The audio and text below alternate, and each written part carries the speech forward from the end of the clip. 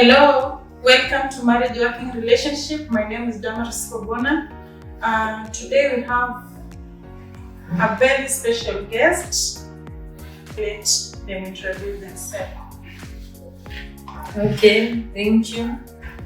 My name is Beth Nyambura Buru. I'm married to John Buru, and today I have a story to tell that marriages works. Thank you so much, my wife. And my name is Bishop John Sharon. I am a husband to one wife for the last 35 years, a father, a grandfather, and I enjoy and love my family. That's why I'm here to share with you the experiences for the last 35 years, ups and downs, sometimes times of sadness, sometimes times of celebrations, but all for the glory and honor of our Father. Thank you. Thank you, Betty and Sharon, for coming. Now you've been in marriage for that 5 years. Is marriage a happy institution? Yes, I can say that I have been happy in this marriage because it is a journey. From where you begin, as you continue, you come to realize that there is a road in marriage and there is a road to be developed. So there is happiness, there is joy, there is satisfaction in the marriage. So we can say living a marriage right is happy. Yeah, surely marriage is an institution which was in God's mind. And if it was in God's mind, and God wanted everything good for us, and He is the one who initiated marriage. So He knew that marriage will bring joy, will bring a lot of things together when the two comes. We can really say that depending on your mindset, there are some people who goes into marriage simply because of queer reasons. So they might not get that fulfillment you are talking about. So God ordained marriage because He is the initiator of every marriage. And as we know, that God always wanted good things to the person He created in His own image.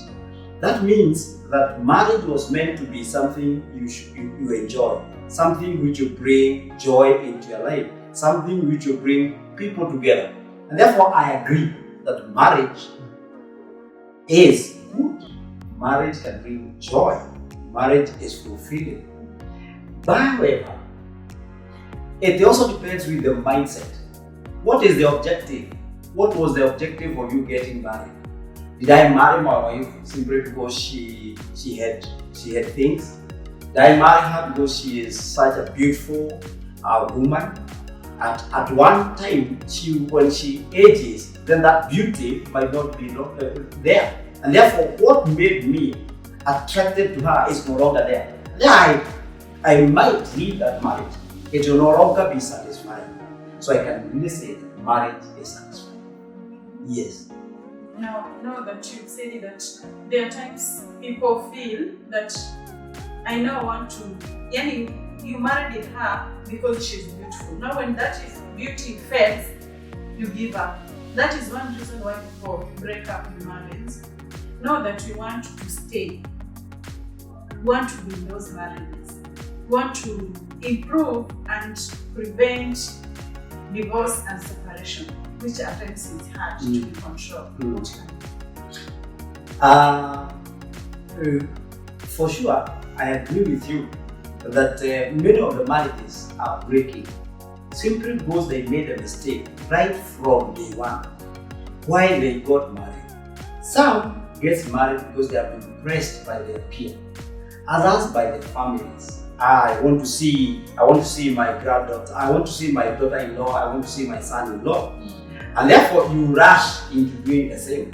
Or your peer got married and people will always tell you, why are you not married?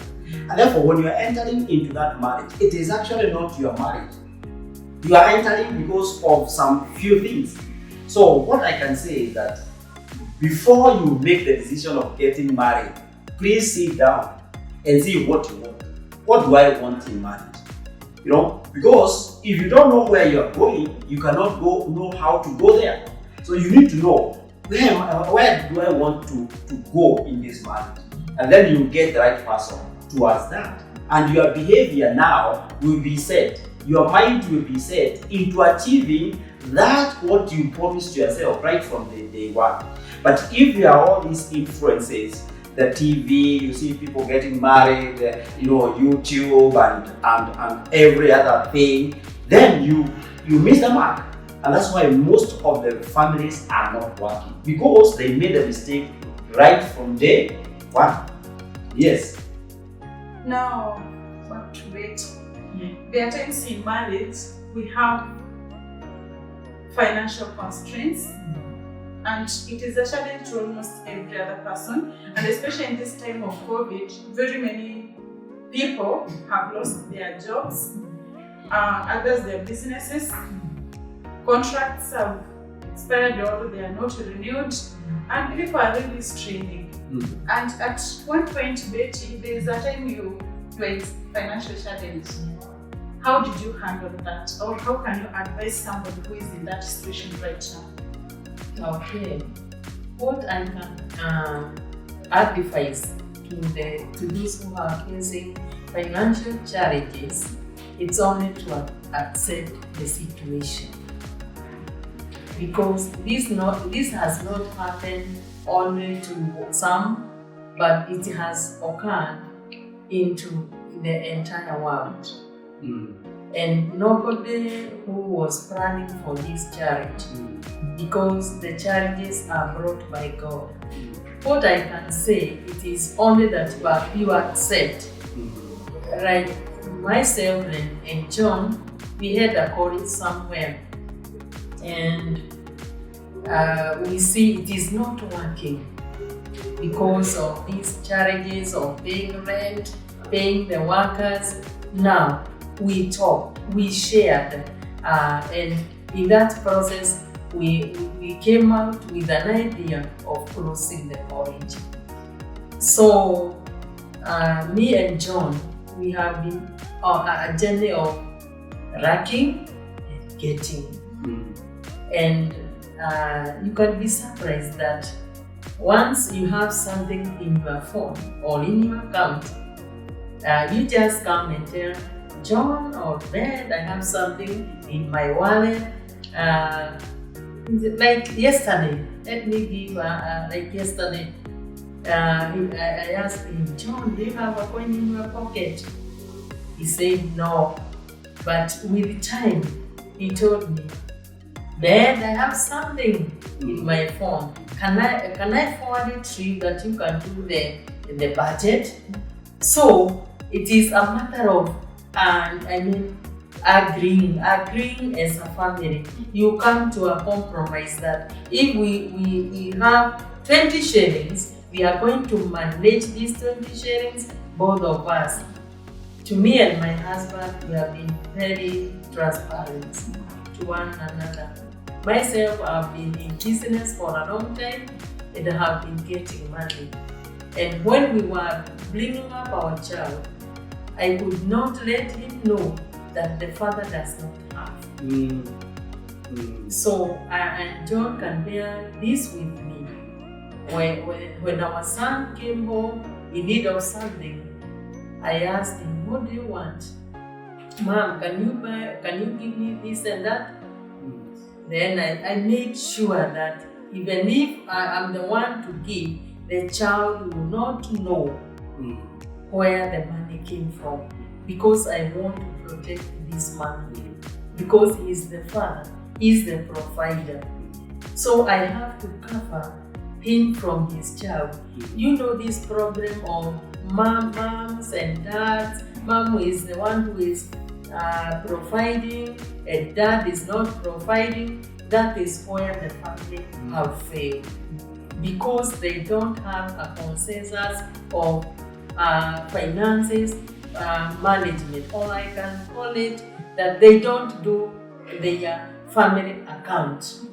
Because within an institution, we have accountants, we have some people who manage finances, and also in the family, because you are not going to raise a creditor or an accountant, both of you can be managers of your own accounts.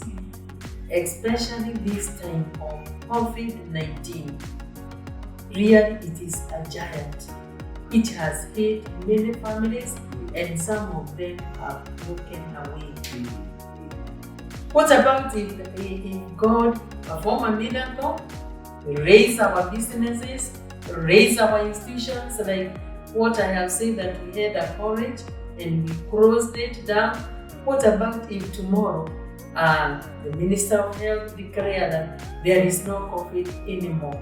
The business will be restored back, and you destroyed your family because of land. Will you feel ashamed of coming back to your husband or your wife? What will you do? So you must come to a consensus. We call it a consensus, yeah. So that if John don't have, if I have, we can support one another. And that one has been our greatest pillar, supporting. I remember when we were educating our son, he has been studying abroad, and we want to manage ourselves, because you cannot let just only one person managing the family, managing the school fees. No, one man is not an elephant, because we have responsibility. Because the moment we agreed to marry, we had some plans, and we had them, both of us. So we have to have a consensus within ourselves, because God created man, man made money, and man made man mad. Yeah. So that is where we are. Yeah. In fact, to add to that, there is no one between us who has his own money. Yeah. So we don't have my money, we have our money. So we don't have two accounts, we have one account. And interestingly, my wife, most of the time, sometimes he washes, when he's washing my shirt, sometimes you can meet her, praising some notes to dry, which she does not pickpocket her. If I have not removed, she does not even go looking for whatever balance, because she knows that what I have is not mine, it is ours. That kind of attitude helps in money management. Yes. No, there is these people that normally say, especially, I don't know it is in Central, but I normally see it on Facebook, that my money is my money and your money is our money. And it affects families very much. And there are times now, something like this time of COVID, the husband was working in a private institution and it has collapsed. Something like your college, the rate has collapsed. No, the lady is working. Remember, to her, she knows that is her money. Now that the husband has lost the job, is the marriage lost? Yeah, that's a big loophole. It's a big loophole which the devil can use. Because right from the word go, they each has his own or her own money and account and management. How we have been dealing with our financial situations is that we don't have individual accounts, separate accounts. Not only in the bank, even at home, where I keep money. She does not need to come and start explaining as if I'm a policeman. Well, I did this, I did this, I did this. Because it is our money, and whatever she was doing was for the benefit of our family. And this has been inculcated even in our child. She grew knowing that anything which is there is for the family. Even right now, when he's working, it's like even what he has is for the family.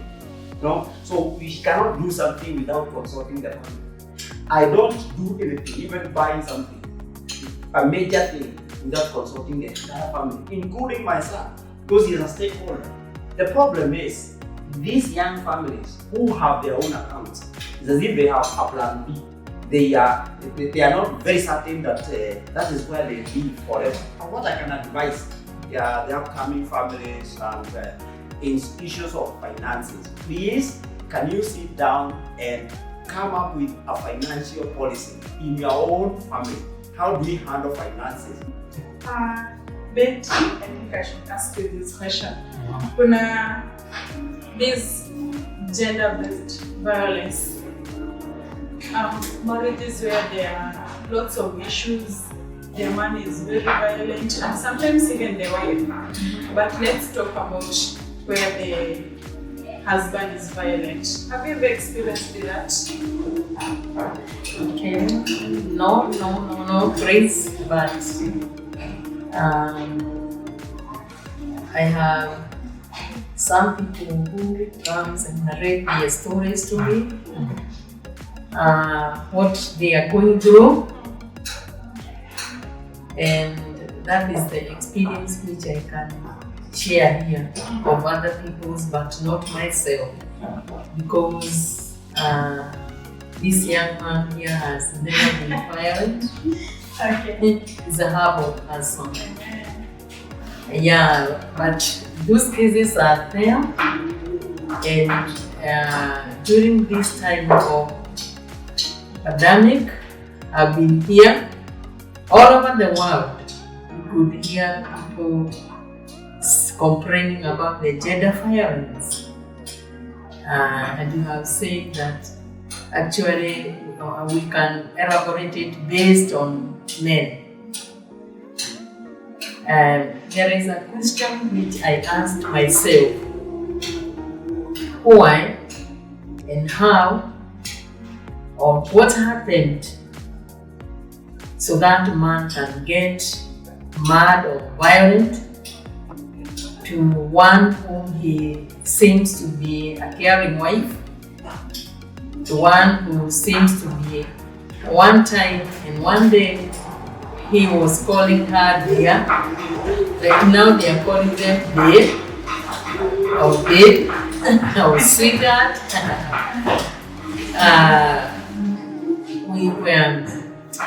Within my mind, I tend to ask such questions, but I say there must be a reason. When one comes in the house and being violent, there must be a cause. Let me give just an example of somebody. That man works away from home, and sometimes, like this time of curfew, there are challenges of transport. So when the man gets home, rate this one who is called babe and not open the door. So maybe that one can be a cause of fighting, and the man finds himself beating the wife, harassing the wife or the children. So many things that which are happening within the family, there are causes. Can be, and you know, in this life, in the family, it is a two-way traffic. You do good to me, you do good to the other. So I cannot say that men are bad, but they are bad when they are treated badly. They are violent when on the other side seem to be violent, because I understand there is manhood in themselves. So you should be submissive. Yeah, you should be avoid. to avoid all these fights on what a woman should understand her role to be submissive. Even in the Bible, we are told to be submissive. Yeah. And these men to love us. Yeah, the men, it is your duty to love us. Yeah. Now, we know that, okay, most marriages that stand, they are those that came together. Yeah. Like now the bishop is the priest of the family. And that is the reason you wanted that man. The family that prays together stays together. And God, from time immemorial, appointed a man to be the priest. And if whenever the man takes the position of a priest, then he prays for the family, he gives spiritual nourishment to the family, he gives leadership to the family, he is there for the family. And then that family sticks together. He is a unifying factor. And let me say, like myself, in our home, people usually say that because the woman is the one who has cooked the food, that the food must be prayed for by the one who cooked it. But you see, myself as the priest, I'm supposed to offer the sacrifice of thanks to God. So I take my role as a family. I wake up very early in the morning at around 3 to pray for the family, even when they are asleep. I bless the family. I bless everyone. Therefore, they start the day with a blessing. Therefore, as you have said, that we as husbands must take our role to give leadership and also to give the priesthood. And don't forget that I'm also a king in the family. So I am playing the role of a king and I'm playing the role of the priest. Yes. Okay, how many kids do you have? I have two categories of kids. One, I have my biological kids. I have only one young man who is married and I have a granddaughter. But I have other very many spiritual sons. Now, I'm an African and I know people might start asking, why one kid? I believe one thing, that children are a blessing and God gives as many as He wants. Therefore, when God gave us one, we bless God for that. And in fact, I remember telling my wife, don't worry, because it is not out of mind, it's not by might, but it is by the Spirit. It's faith. It is God who has given us. And we are proud of that one kid.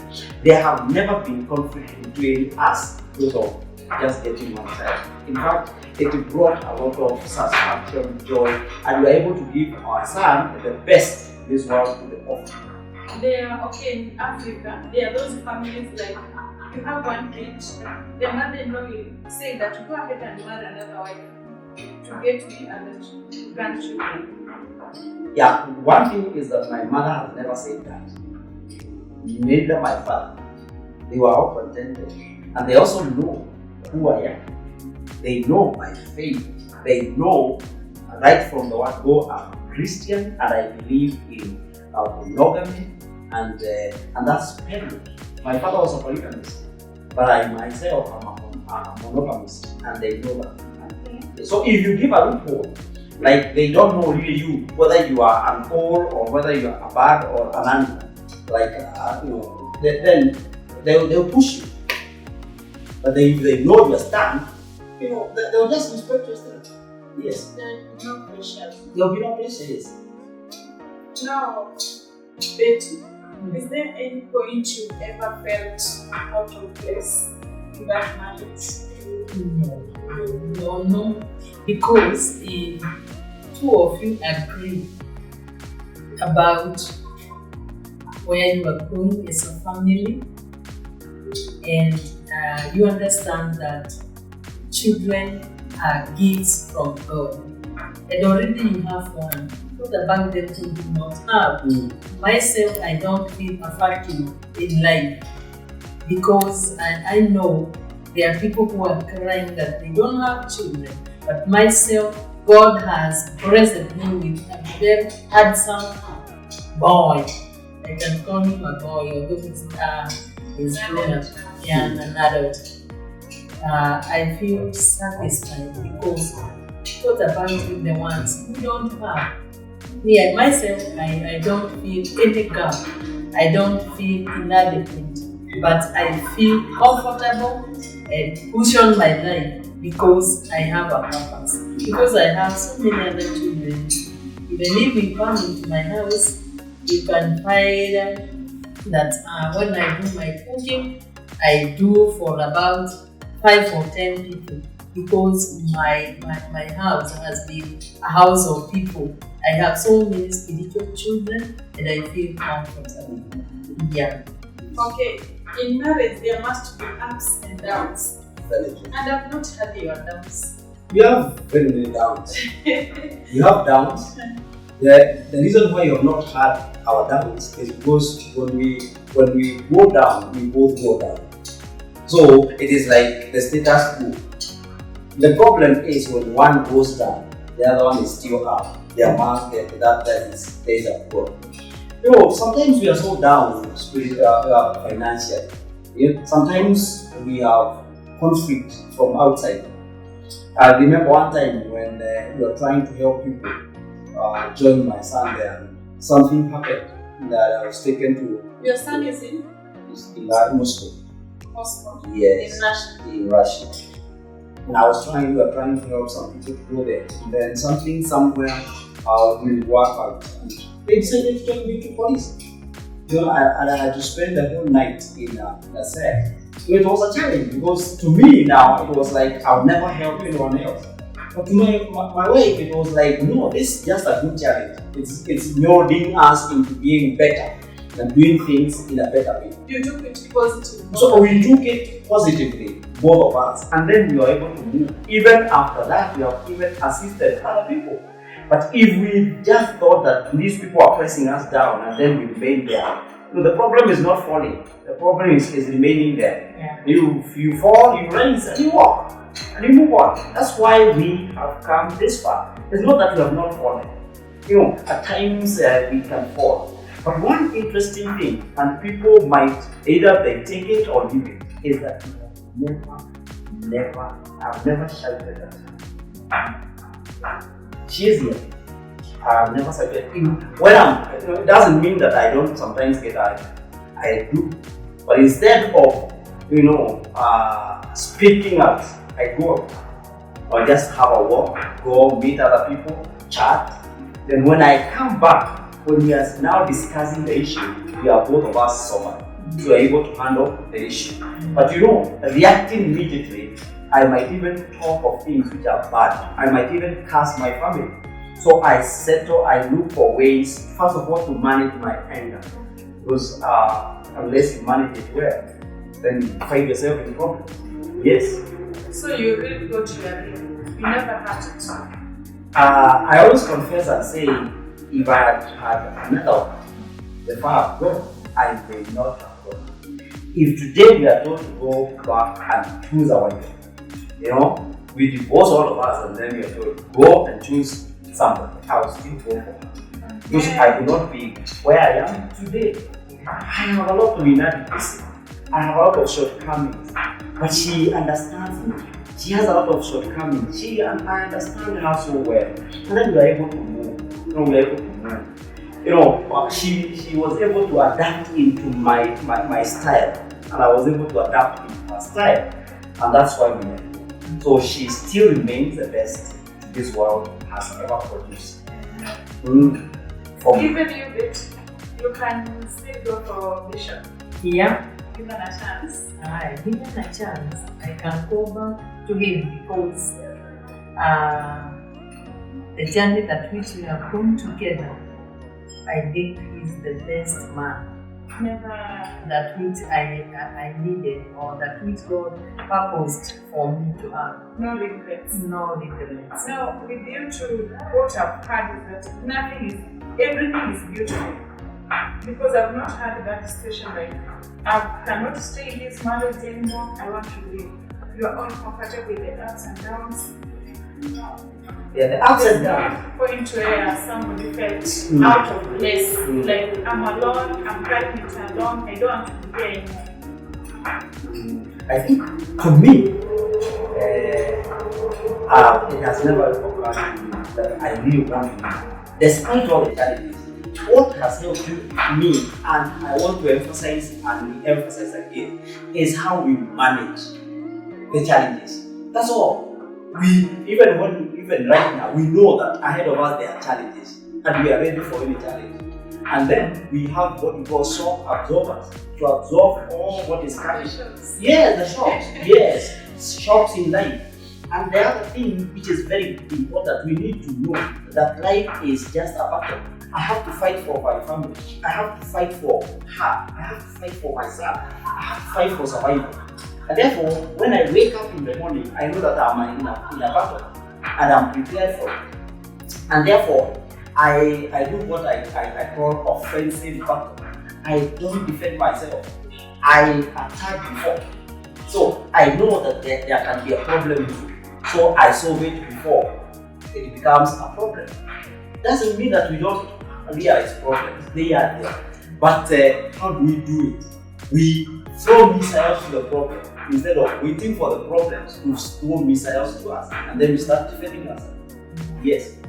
Betty, somebody somewhere is he or she, okay, let me use a she, is feeling or is at the verge of divorcing or separating because of the marital challenges. What can you advise that person? What I can advise that person, either a female or a male, who is now planning to file a divorce, is that marriage works. It's all to change your mentality towards marriage and understand that my marriage cannot be your marriage. Yeah, we have different chapters and also we have different characters. And my character is not her character. The character of John is not his character. So you have to yourself to align your character in order to align with your partner. So all what I can say, the battle of marriage begins in the mind of the people. Because in the mind, it is where marriages are destroyed. In the mind is where marriages are made. So all what we need is to change as the young generation. All what we need is to change our mentality, meaning the way we think, the way we talk. And if we change our mentality and also our cultures, there are some things in your father's marriage or in your mother's marriage which cannot work in your marriage. We are unique. Your father is unique. Your mother is unique. Your sister is unique. And you yourself, you are unique. So you have to change the mentality of having my mother's marriage, my sister's marriage, my brother's marriage, because you are unique. Yeah. Yeah. Now, there's this question that I really wanted to ask you. In-laws or parents do interfere with the marriages. Like, I want to marry somebody, or this is not how I want you to take care of your marriage. This is not how I took care of your mother. This is not how I took care of your father. Now, can you, in a beautiful way or in a mature way, advise that mother? Because even mothers are breaking their sons and daughters' marriages. Yeah. They want to control them. How can you advise that? Thank you. Mostly we think that the in-laws of the mother, especially the mother-in-law of the son, is the one who has a problem. Can I tell you that for the last 1 something years, we have not been talking with my father-in-law. Unfortunately, my mother-in-law is not there. We have not been talking. Why? Because they differ a bit with my wife. For nothing. It is simply for nothing. And therefore, if I keep on now seeing her as a problem, now because the father-in-law is also behaving like that, you see, that will break up our marriage. Therefore, what we need to do is that my father has his own home. I have my own home, my own government. The Bible says that a man shall leave his father and his mother, cleave to his wife, and they become one. So it means, as she has said, my family is unique.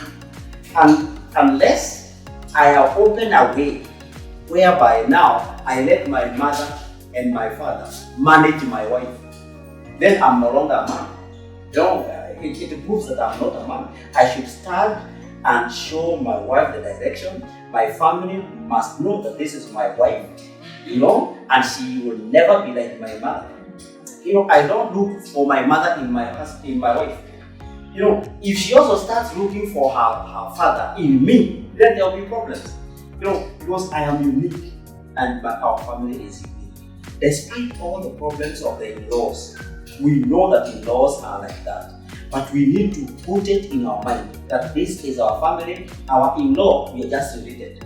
They have nothing to do with the management of our family. Yes. They are relatives. Yes. They are even friends. Yes. But you and him one. Yes, we are one. Okay. Yes. Now, Mom, what can you advise those who want to join there are those who want to get married, but others are fearing that marriage, oh no, I better be single. What can you advise that person who wants to get married? Marry Or what I can advise the one who is in a journey to get married or in a valley of decision whether I will get married or not.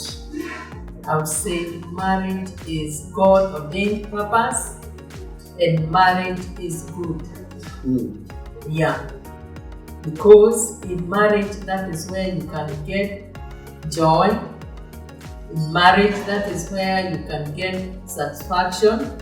Because at times comes when you are so lonely. There is joy that which you can get in the family, in your partner, that which you cannot get in your brother, mother or father, or in your friends. There is warmth in the family. Yeah. So you are welcome. Thank you so much.